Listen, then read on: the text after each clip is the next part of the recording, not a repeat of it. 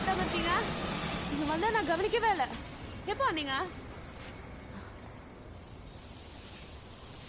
மாறா பக்கத்து வீட்டு சினிமாமா வந்திருந்தாரு.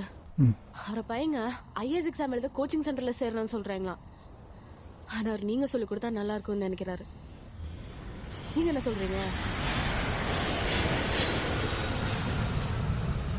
அது நல்ல விவரமான பையன் தான். நீங்களும் கொஞ்ச நாளைக்கு இது எல்லாத்தையும் மறந்துட்டு இருக்கலாம்ல. சீனு மாமா அதுக்கு காசு கொடுக்குறோம்ன்றாரு. தெரியுது. கடைசியில் நீ சுற்றி வளைச்சதுக்கு வருவேன். எதுக்கு மாறா?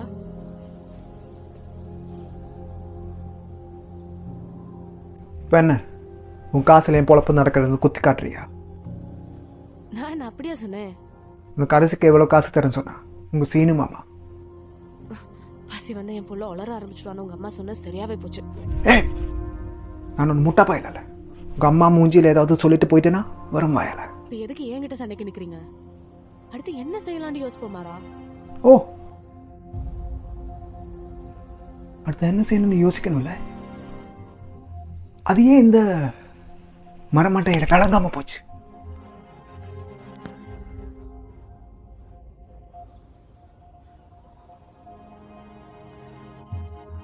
சந்தையில் கேக்கு முறை வச்சுக்கிட்டு தொழில வெள்ளமா இப்படி ஃப்ளைட்டு விடணும்னு சொல்லி கொடுக்க போறேன். சொல்லுங்க கேட்டுக்க. நீங்க ஒவ்வொரு தடவை உங்க ஐடியாவை தூக்கிட்டு அந்த இன்வெஸ்டர்ஸ் முன்னாடி நிக்கிறப்ப உங்களை பார்த்து சிரிச்சு காரி துப்பி அனுப்பிச்சாங்களே, அவங்களுக்கு உங்களோட ஐடியா ஒரு கப்பு கேக்கு மாதிரி தான். நீங்க சொன்ன அந்த கப்பு கேக்கு தான் நமக்கு சோறு போடுது. ஞாபகம் வச்சுக்கோங்க. குடும்பமே வேணாம் சொல்லும்போது நான் அவனை கட்டிக்கிட்டேன். எனக்கு தோறோட இல்லாத கிராம ஜனங்களை ஃப்ளைட்ல கூட்டிட்டு போவே நம்புறேன். இதெல்லாம் பேச்சுக்கு மட்டும்தானா? செய்ய மாட்டீங்களா இதெல்லாம்? செஞ்சு காட்டுங்க சார்.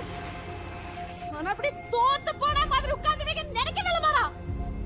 இப்போ ஏன் தோத்து போனவங்க கூட உட்கார்ந்துட்டு இருக்கேன்? போய் தொலை வேண்டியதானே. போ. ஜெயிக்கிறவங்களுக்கு தான் இந்த கோவம் வரணும். வீரப்பு